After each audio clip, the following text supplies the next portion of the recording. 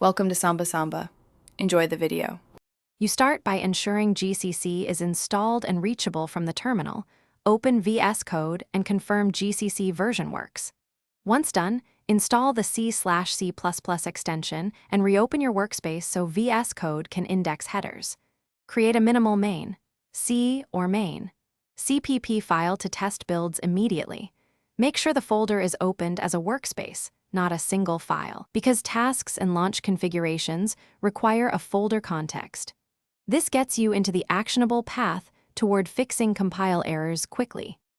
Now configure VS Code to compile and debug. Create a tasks. JSON that calls GCC with G00 and outputs a binary in a designated folder, so builds are reproducible. Then edit CPP properties. JSON to set include path and compiler path to your min GWW64 or system GCC, which fixes many IntelliSense and unresolved include errors.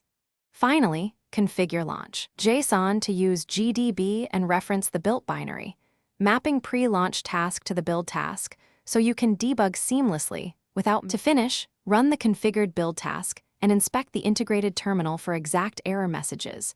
Use those to add include directories with I or library paths with L.